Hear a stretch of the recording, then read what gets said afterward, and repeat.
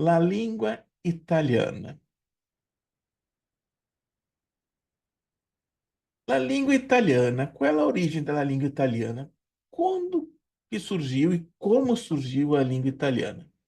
Bom, a língua italiana, essa língua italiana que nós conhecemos hoje, ela é o resultado de uma transformazione durata secoli, tá? Então, é uma transformação linguística que durou e vem durando durante muitos séculos. Por quê? Porque a origem da língua italiana, ela deriva do latino vulgare, parlato durante o Império Romano. Então, pensa que o Império Romano, ele durou 1000 anos, né? E durante 1000 anos, o Império Romano teve como língua oficial o latim, né? Claro que durante esses 1000 anos foi ocorrendo transformações, como qualquer língua, mas a língua italiana ela surge desse latim, do latino vulgare. E aí vem, então, surge a língua italiana que nós temos hoje com outras línguas de origem latina, o nosso próprio português, o francês, né? São línguas que têm também sua origem no latim. Mas quando o Império Romano ele acaba se dissolvendo, com a fragmentazione dell'Impero Romano, si sviluppano diversi dialetti regionali nella Península Itálica. Aqui é um ponto importante. A Itália é um país muito novo. Nós vamos ver mais adiante sobre isso. É um país muito recente. O- Mas a Península Itálica sempre existiu, né? A Península Italiana estava ali. Mas ali, quando o Império se dissolveu, se formou então vários estados independentes, várias cidades independentes, e cada uma começou a se desenvolver seu próprio dialeto. Então não existia uma língua italiana, existia vários dialetos que estavam ali dentro da mesma península.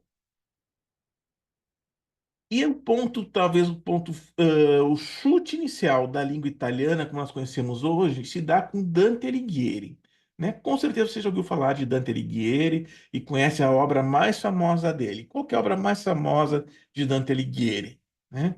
Que é lá no século XIV. Ele escreve a Divina Comédia, né? A Divina Comédia, que é a obra mais famosa de Dante Alighieri.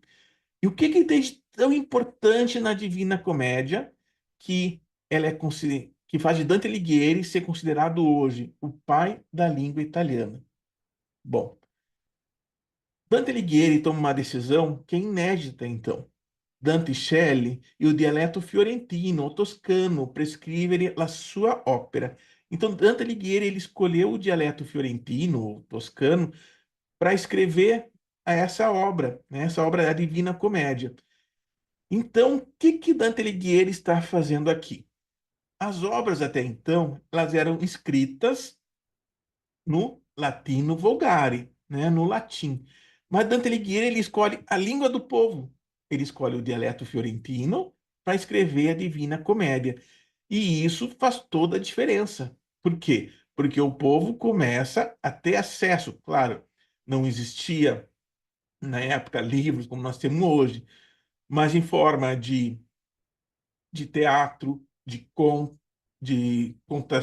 contos nas praças. Então, o povo começa a ter acesso à cultura e à obra na sua língua, e ele começa a entender. E Dante Alighieri, então, da mesma forma que ele fez isso, ele é seguido por outros autores, ele acaba influenciando Petrarca e Boccaccio, que fazem o mesmo. E é por isso que aqui é considerado o pontapé inicial da língua italiana. Mas continuava. Os dialetos, cada lugar dentro da península falando seu dialeto, dialetos isolados. E lá em 1861, então veja, nós estamos falando ali, ó, da Dante Alighieri, que escreveu a Divina Comédia, no século XIV. Aqui nós já estamos em 1861. É só aqui que vai acontecer a unificação da Itália.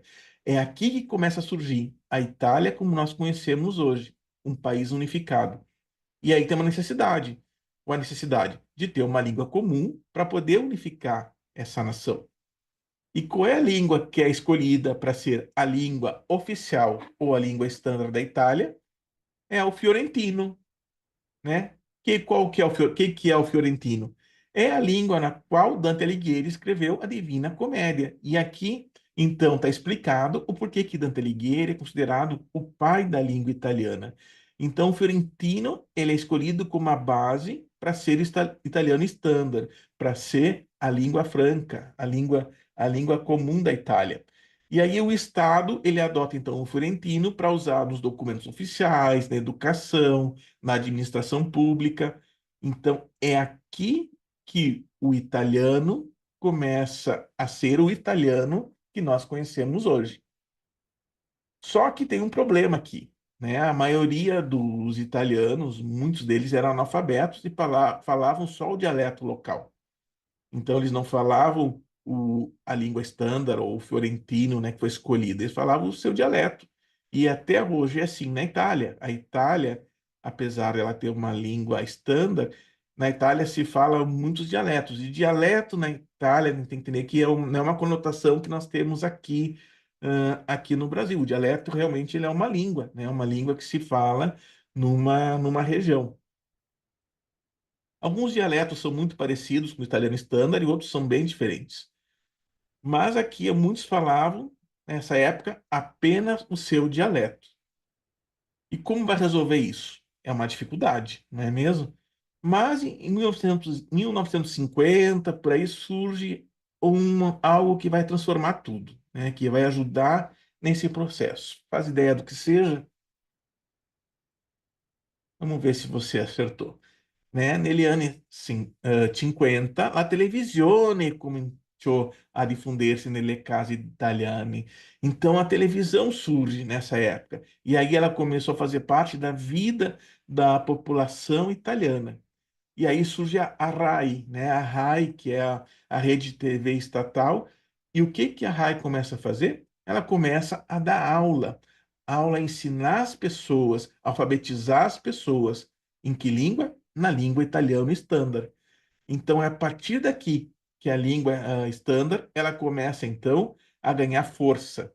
A partir dos anos 50, dos anos 60, se você for aí na internet e procurar no YouTube, os primeiros programas da RAI dos anos 50, 60, você vai ver que ali eles estão ensinando as pessoas a falarem italiano, né? É isso que está acontecendo. Então, a TV contribuiu muito para a difusão do italiano, reduziu a influência dos dialetos regionais, mas não quer dizer que os dialetos não existam. Eles continuam existindo. E as pessoas, elas acabam, a maioria dos italianos, falando duas línguas, né? O italiano estándar, que é a língua da televisão, é a língua que se usa no convívio social, mas dentro de casa, muitos ainda usam o seu dialeto regional. Então, a maioria dos italianos falam duas línguas, o italiano estándar e o seu dialeto. E convive bem assim e funciona tranquilamente. E como é a língua italiana hoje? L'italiano è classificato al 23º posto tra le lingue per numero di parlanti nel mondo. Então, o italiano ele é a 23ª língua em número de falantes no mundo. Parece longe, né? Pô, 23º, né? Parece tão pouco, mas nós temos que pensar que l'italiano é a língua madre de circa 63 milhões de persone. Então, 63 milhões de pessoas têm o italiano como a sua primeira língua.